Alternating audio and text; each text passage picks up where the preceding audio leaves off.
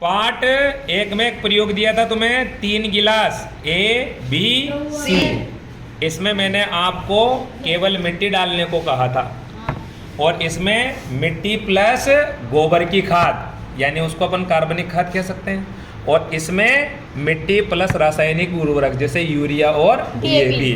तो ध्यान से देखो, ये एक ही समय इन बीजों को डाला गया था और पानी देकर इनको धूप में रखा गया था कुछ समय के लिए।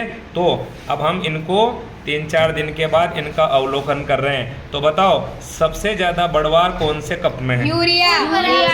सी वाले में। हाँ। इसका मतलब आपको मैंने कार्बनिक खाद, जैविक खाद और रासायनिक खाद में अंतर बताए थे। हाँ। रासायनिक खाद में पोषक तत्व ज्यादा मात्रा में होते हैं और खाद में कम मात्रा में, लेकिन बेटा रासायनिक खाद खेत को नुकसान पहुंचाते हैं, लेकिन जैविक खाद कभी भी खेत को नुकसान नहीं पहुंचाते हैं। तो याद रखिएगा, मिट्टी में पोषकों की कमी थी और खाद में उससे ज़्यादा थे, और रासायनिक उर्वरक में पोषक सबसे ज़्यादा होते हैं। इसलिए सबसे ज़्यादा बढ़वार कौन से गिलास में देखने को मिल रही है?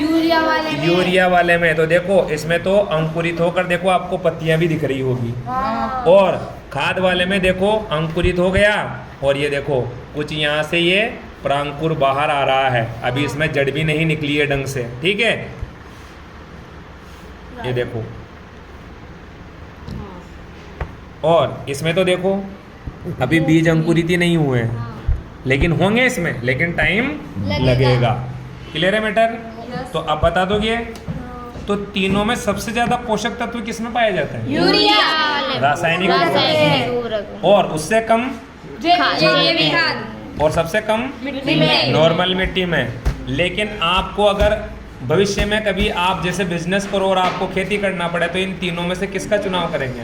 कार्बनिक खाद का। बीच वाले बी का।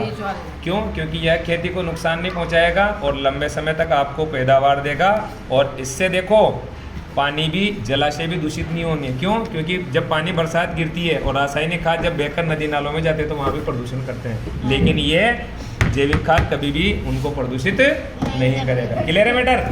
चलो आपने भी